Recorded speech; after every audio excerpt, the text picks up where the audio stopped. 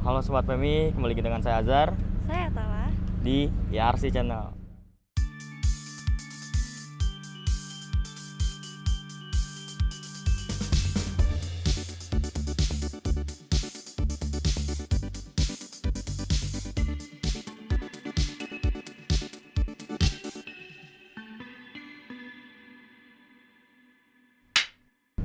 Kali ini kami mengucapkan turut berbelasungkawa atas jatuhnya pesawat Sriwijaya Air SJ182. Semoga keluarga yang ditinggalkan diberikan ketabahan, kesabaran, dan kesehatan selalu. Nah, di episode kali ini kita udah ada di posko apa nih? Badan Nasional Pencarian Posko dan Basarnas. Pertolongan. Iya. Ya. Jadi pada episode kali ini kita akan fokus membahas tentang bagaimana sih evakuasi dari Sriwijaya Air SJ182 ini. Nah, untuk lebih lanjutnya, yuk ikutin kita. Halo Sobat Pemi, sekarang kita sudah bersama narasumbernya. Kalau boleh tahu dengan Bapak siapa? Saya Gus Basori, Humas Basarnas. Oke Sobat Pemi, sekarang kita sudah sama Kak Agus, Humas dari Basarnas. Pak, boleh dijelaskan nggak nih kepada Sobat Pemi yang ada di rumah mengenai perkembangan evakuasi pesawat Sriwijaya Air SJ182? Baik, jadi perkembangan proses operasi SAR yang dilaksanakan oleh tim gabungan dari Basarnas, dari TNI Polri, dari Bakamla, dan seluruh stakeholder yang berkompeten di bidang SAR. Sampai hari ke-8 ini kita sudah mengevakuasi sebanyak 272 body part atau body remain ya, human body remain atau bagian tubuh manusia. Terus ada 55 plus 33 material pesawat. Ini mungkin kemungkinan pada hari ini masih akan bertambah lagi. Kita masih menunggu tim yang ada di last known position atau LKP yang sedang melaksanakan evakuasi ataupun pencarian di bawah air. Mungkin berkaitan dengan CPR ini juga sedang dalam pencarian oleh tim selam dari Basarnas dan tim selam gabungan bersama dengan KNKT. Oke Pak, untuk proses pencarian ini organisasi atau instansi apa saja yang tergabung di dalam evakuasi Sriwijaya Air ini Pak? Oh, banyak sekali Mas, banyak sekali. Yang jelas dari TNI, Polri, Basarnas, terus dari KPLP, Bakamla, banyak sekali Mas. Kalau di potensinya banyak sekali, seluruh institusi pemerintah maupun organisasi kayak Indonesian Diver Rescue Team yang memiliki kompetensi di bidang penyelaman, mereka terlibat semua.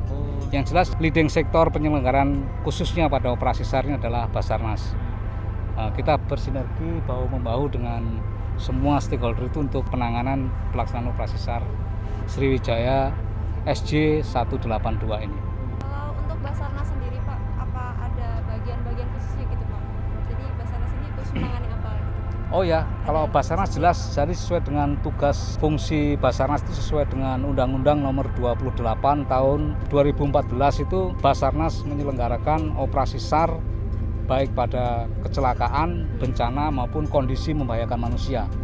Jadi tugas Basarnas itu melakukan pencarian, pertolongan, penyelamatan dan evakuasi pada ketiga musibah tadi, yaitu kecelakaan, bencana, dan kondisi membahayakan manusia. Kecelakaan itu menyangkut moda transportasi, penerbangan, pelayaran, dan juga penanganan khusus, misalnya kecelakaan di darat. Oh, jadi intinya itu ada di Basarnas gitu ya Pak? Basarnas Ya, untuk itu urusan SAR, Search and Rescue atau pencarian dan pertolongan, leading sektornya Basarnas, ya, leading sektornya, ya. Untuk proses evakuasi ini ada target khusus nggak Pak dalam penyelamatan ini Pak? Oh iya, kalau target khususnya jelas kita menyelamatkan korban ya, menyelamatkan korban. Artinya di sini kita mengevakuasi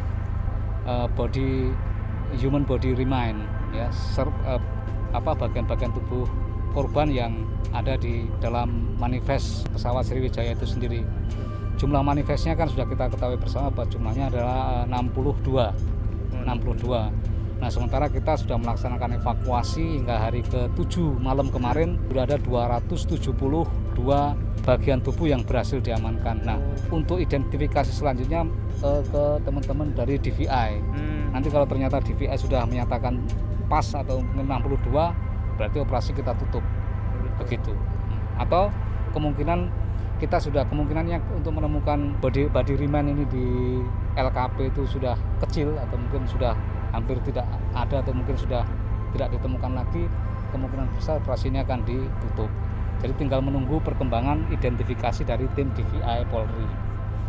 Demikian, Mbak. Ternyata Sobat PMI, evakuasi ini tidak dilakukan pada pagi hari dan siang hari, tapi dilakukan pada malam hari. Ya Pak ya? Iya, betul. Ya. Dan di malam hari juga mereka tetap menggunakan keselamatannya gitu ya Pak ya? Iya. Alat-alat keselamatan dan perlengkapan-perlengkapan khusus yang mereka kenakan. Ya. Karena untuk malam hari itu pencahayaan di lokasi itu sangat minim ya Pak ya? Jadi begini Mas, untuk malam hari ini kita Basarnas mengerahkan peralatan ya. Peralatan yang ada di kapal kayak KN Sarwisnu, terus KRI Rigel, kapal dari Barunajaya milik BPPT. Itu kapal-kapal ini memiliki peralatan untuk mendeteksi bawah air. Mereka dilengkapi dengan alat namanya side scan sonar, multi beam echo sounder, ROV maupun pinger ya. Jadi teknisnya itu kapal ini melakukan tracking. Jadi sesuai dengan sektor yang sudah ditentukan, mereka akan merekam di bawah dengan ROV itu robot itu.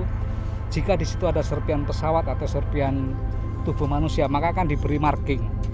Marking ini bentuknya apa? Bentuknya koordinat ya, dikasih koordinat.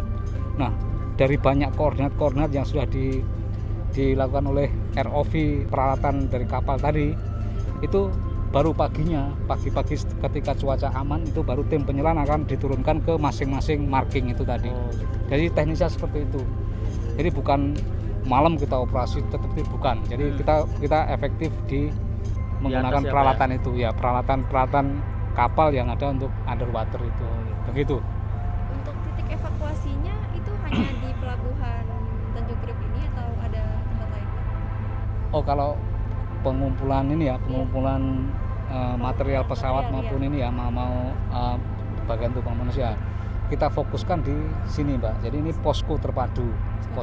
Jadi semua hasil operasi yang ada di lapangan kita tarik ke sini, kita bawa ke sini, untuk selanjutnya kita siarkan, kita kompreskan kepada media massa agar masyarakat mengetahui perkembangan update dari pelaksanaan operasi SAR Sriwijaya 182 ini.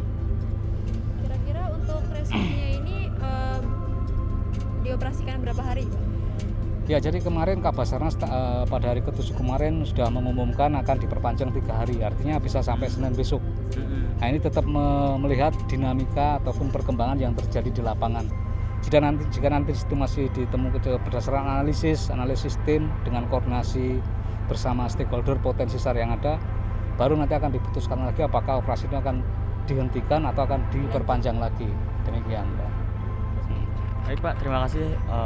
Mungkin selebihnya bisa kita tanyakan lagi, kita informasikan kepada Sobat PMI yang di rumah. Oke. Ya Sobat PMI, itulah info mengenai proses evakuasinya dari Tim Basarnas. Iya. Ya, oke. Terima kasih ya Pak. Terima kasih.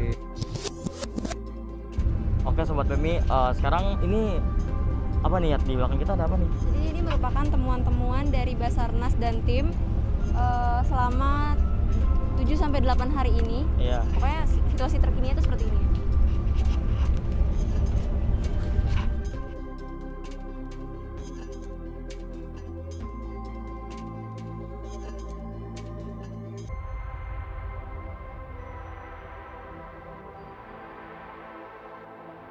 Oke, sekarang kita sudah bersama dengan Bapak Letkol Fajar. Di sini selaku apa, Pak? Maaf. Saya sebagai Kepala Dinas Penerangan Koarmada 1, dan di sini saya penanggung jawab masalah penerangannya, broadcastingnya Armada 1 yang berkaitan dengan pelaksanaan SAR di JCT sini. Untuk di Koarmada 1 ya Pak ya? Iya. Ini sudah berapa hari gitu, sudah berapa lama berada di sini Pak?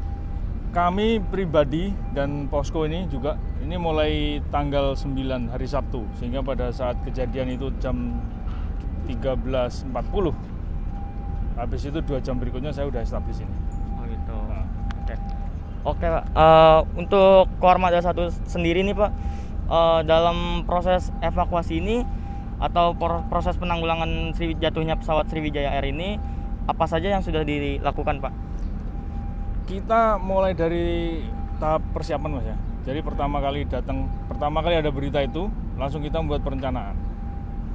Persiapan, habis itu gerak. Kecuali itu Armada 1 mempunyai unsur yang sudah ada di lapangan, maksudnya yang sudah dalam unsur yang sedang patroli, yang posisinya mereka berada di dekat-dekat dari titik di mana kejadian itu terjadi. Itu langsung dikerahkan semua untuk mendekat ke situ.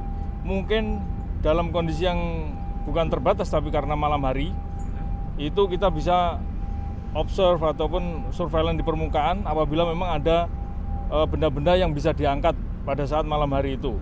Kecuali itu pada saat hari itu juga, waktu itu hari Sabtu, itu cuacanya kan ombak. Jadi dengan kondisi ombak gelap, itu kita berupaya semaksimal mungkin, ada yang di permukaan langsung kita ambil. Terus kita susul dengan tim penyelam, berangkat sekitar jam 10 malam dari sini menggunakan KRI Teluk Gilimanuk menuju ke poin ke sana, pagi langsung bisa melakukan penyelaman. Oh gitu.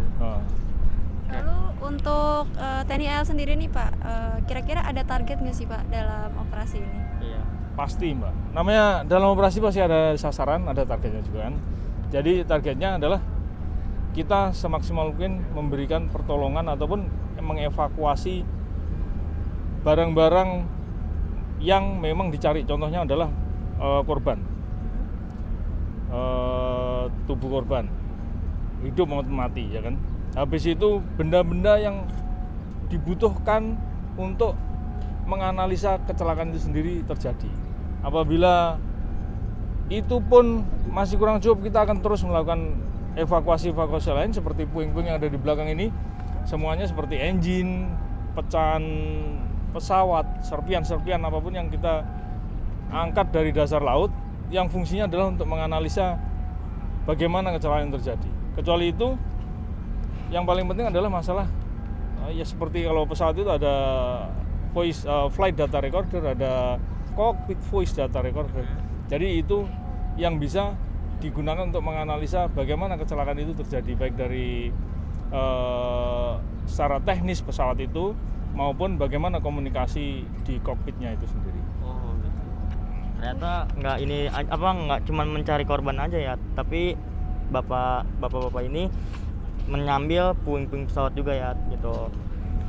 Lalu banyak juga nih Pak pertanyaan besarnya, apakah black box-nya ini sudah ditemukan atau belum ya Pak? Black box itu ada dua bagian Mbak. Black box ada dua bagian besar, yaitu yang pertama FDR yang kemarin sudah ditemukan, yang satu adalah CVR, Flight Data Recorder dengan Cockpit Voice Recorder. Kalau seandainya dua-duanya ini sudah bisa ditemukan, kita paling tidak sudah bisa menemukan atau bisa mendapatkan hal-hal yang paling dicari di pesawat itu sendiri. Tapi kalau SAR-nya sendiri bisa sampai tergantung bagaimana Basarnas untuk memutuskan apakah ini cukup ataukah masih diperpanjang. Tentunya dengan analisa-analisa tadi itu, analisa-analisa dari barang temuan, mungkin ada hal-hal lain yang menjadi pertimbangan sehingga pelaksanaan SAR ini sendiri diperpanjang lagi. Ya Pak, mungkin sobat PMI di rumah ini bertanya-tanya Pak, untuk personil dari Koarmada 1 ini yang tergabung dalam proses pencarian Sriwijaya Air itu berapa banyak Pak jumlahnya? Kita mengerahkan, sebentar Mas, saya ada catatan ini, nggak apa-apa juga. Kita penyelam sendiri, tim selamnya Angkatan Laut itu ada dari di Selam Air ada 17, Kopaska ada 9, Taifib ada 18, Denjaka ada 13 personil penyelam yang dikerahkan. Nah, ini juga akan ada pergantian dan penambahan tergantung bagaimana situasi di lapangan. Apabila memang ada kelelahan juga akan kita tarik, akan kita ganti. Apabila memang ada volume pekerjaan yang akan semakin bertambah juga akan kita tambah personil, karena kan jangan sampai kita melakukan pertolongan malah kita sendiri yang juga akan menjadi korban di situ atau malah dicari, malah ditolong gitu. Terus untuk KRI awal kita langsung mengerahkan ada 10 KRI dari Armada 1. Namun ini pun nanti akan ada pengurangan, dan 10 ini tidak langsung 10-10-nya hadir di sana, tidak, karena kan akan crowded, akan mengganggu suasana dan sebagainya, itu juga gantian. Ada yang kapal harus pulang, KRI yang harus pulang membawa serpihan balik ke sini. Di sana terbelah ada kosongan sehingga ada yang pulang, ada yang berangkat juga. Nah, kita atur sedemikian rupa sehingga pelaksanaan SAR ini bisa optimal. Ada lagi? Udah sih kayaknya itu aja. Mungkin satu lagi nih ya Pak ya, buat Koarmada sendiri ini berkolaborasi dengan instansi-instansi apa saja Pak? Pasti Mas, kita armada ini Angkatan Laut namanya, kita di bawah koordinasi dari Basarnas karena yang mempunyai otoritas terhadap kecelakaan di Indonesia itu adalah tetap Basarnas, sehingga kita bekerja sama dengan Bakamla, dengan polisian, dengan stakeholder yang lain yang ada di sana seperti BPPT, ada dari kemarin saya lihat juga ada dari Bea Cukai yang punya kemampuan untuk mendekat ke sana ataupun melakukan penyelaman di bawah kendalinya Basarnas, koordinasinya Basarnas. Dan kita tetap bertanggung jawabnya sama. Kalau TNI pasti akan kepala Angkatan Laut ini kepada Kepala Staf Angkatan Laut, kepada Panglima TNI, seperti itu.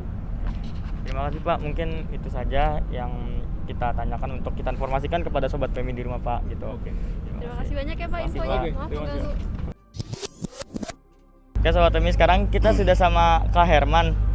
Kita mau tanya-tanya nih Kak, di sini posko PMI itu dalam penanganan proses evakuasi itu apa aja yang dilakukan? Ya, pertama perkenalkan saya Herman di PMI DKI, saya sebagai Kabid Pelayanan. Di kegiatan kita pada hari ini, di operasi kita kali ini, saya sebagai koordinator operasi, komandan operasi untuk pelaksanaan penyelamatan kapal jatuh apa yang berada di Tanjung Priok. Nah, terus perlu diketahui rencana operasi kita itu direncanakan berjalan kurang lebih 7 hari. Ya, 7 hari itu dari tanggal 10 Januari sampai tanggal 16. Ya, berarti hari ini adalah hari terakhir. Tetapi dari Basarnas rencana operasi mereka itu berlangsung sampai kemarin sebenarnya. Terus diperpanjang sampai dengan 3 hari, berarti Senin akan berakhir. Itu yang dari Basarnas. Terus jenis layanan di operasi kita pada kesempatan ini, kita kegiatannya nggak cuma hanya evakuasi aja sebenarnya, ada 4 layanan, 4 sampai dengan 5 layanan. Yang pertama, kita membantu proses evakuasi di tengah laut. Nah, itu kita menerjunkan tim dari Pulau Seribu untuk membantu proses evakuasi. Nah, kemudian ada juga membantu tim DVI dalam hal transportasi dan spraying. Jadi KNKT dan DVI itu setelah proses investigasi mereka.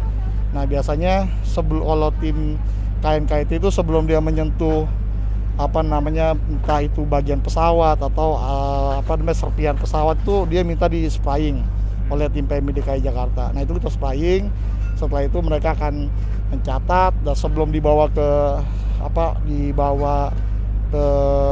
rumah sakit Polri itu biasa kita spraying lagi. Oh itu. Spraying lagi, tapi bukan bagiannya ya, tapi kantong mayatnya, kemudian dibawa ke mobil jenazah, baik itu mobil yang disiapkan oleh PMI maupun yang dari polisi, atau dalam hal ini adalah Bidokes Polda Metro Jaya. Nah, kemudian layanan yang lain adalah pelayanan kesehatan. Kita kebetulan di sini menyiagakan ada 1 unit kendaraan kesehatan ya, ambulan kesehatan. Biasa kita di sini bantu beberapa petugas yang kalau mulai udah pusing, kemudian ya lemah, lesu segala macam, biasanya kita ada layanan di sini. Ada 1 unit dokter dan beberapa teman-teman perawat yang nanti akan meriksa kesehatan dari semua petugas yang berada di sini, baik yang di PMI maupun yang di luar dari PMI. Nah, termasuk kalau misalnya minta obat segala macam, kita menyiapkan. Nah, kemudian layanan yang selanjutnya ada layanan dukungan psikososial.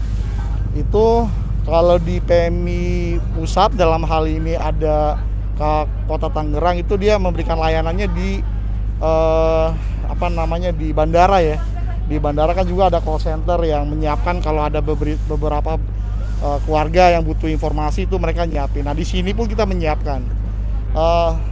Sebelumnya waktu yang kegiatan Lion Air kita menyiapkan di Rumah Sakit Polri, tapi karena ada kebijakan sekarang masa pandemi, jadi tidak ada perkumpulan massa terlalu banyak di Rumah Sakit Polri. Akhirnya kita posisikan dukungan psikososial itu di sini. Yaitu kalau ada keluarga pasien datang, biasa kan panik tuh ya, marah-marah dan lain sebagainya. Nah, kita bantulah tim PMI ini untuk memberikan dukungan psikososial pada mereka sehingga mulai tidak panik, kemudian mengurangi adanya kepanikan dan biasanya sih lebih ke emosional ya. Nah itu kita berikan di sini. Dan juga tim PSP ini nggak cuma hanya buat keluarga korban, tapi juga petugas kita nih. Kita kan bertugas kurang lebih udah hampir 5 hari sampai dengan 7 hari ya. Ada yang udah mulai jenuh, ada yang udah mulai stres dan lain sebagainya. Ini biasanya PMI akan bikin acara di sini. Mungkin sifatnya kayak semacam ngobrol atau ada senam dan lain sebagainya, olah gerak dan lain sebagainya. Itu fungsinya untuk biar kita merasa lebih nyaman sih petugas kita, seperti itu. Terus layanan yang lain untuk saat ini kita bantu beberapa media, terutama untuk media cuci tangan ya. Kan di sini ada beberapa toren nih, ada 3 unit toren yang kita masukkan di sini, sekaligus ajang buat aware kita bahwa pandemi masih ada, COVID masih ada, sehingga teman-teman bisa cuci tangan pakai sabun.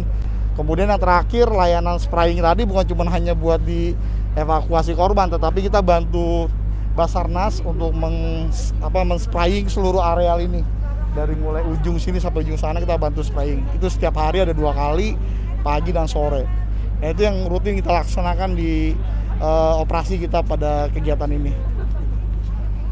Kalau tadi kan kakak menyebut tentang DVI itu kak. Nah DVI itu apa sih kak?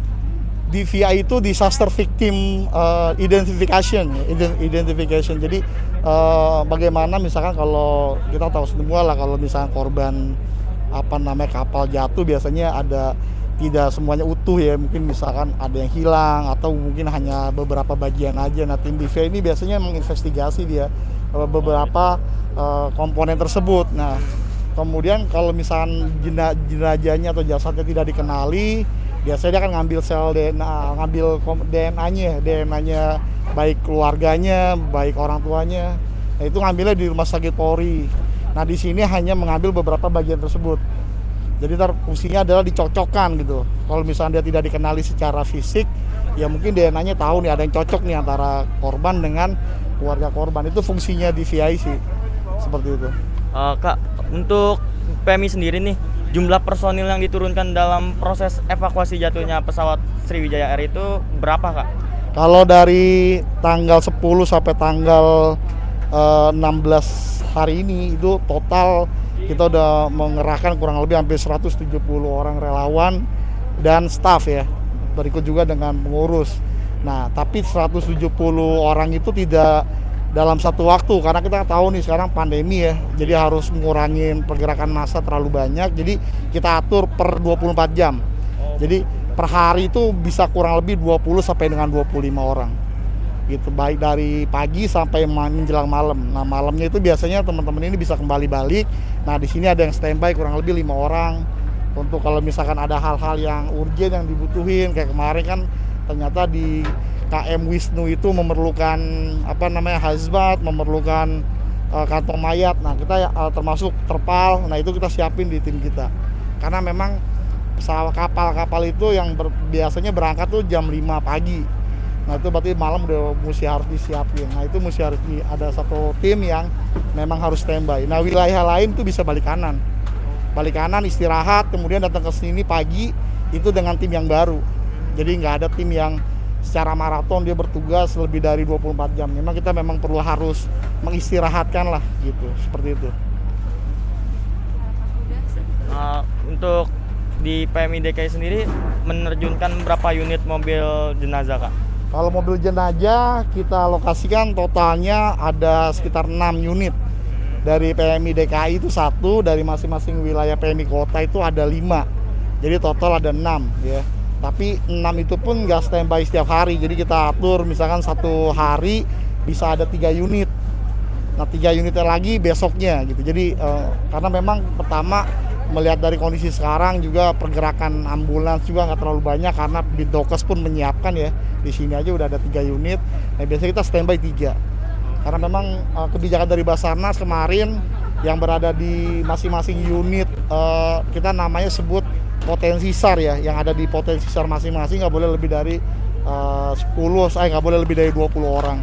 Jadi kita berkurangin, karena memang tugasnya kita pun memang sekarang udah mulai dibantu banyak komponen ya, salah satunya dari Bidokes, seperti itu. Cukup Pak. Oke, Sobat PMI, itu dia penjelasan dari Kak Herman mengenai posko PMI yang ada di JITC 2 Tanjung Priok. Untuk yang tim evakuasi sendiri dari BPBD ini ada berapa orang, Kak? Untuk BPBD sendiri itu ada nggak sih Kak titik fokusnya? Basarnas. Ya, misalnya khususnya dari Basarnas tuh kita target khususnya di Basarnas. Kita ngikutin apa Basarnas mencari black box.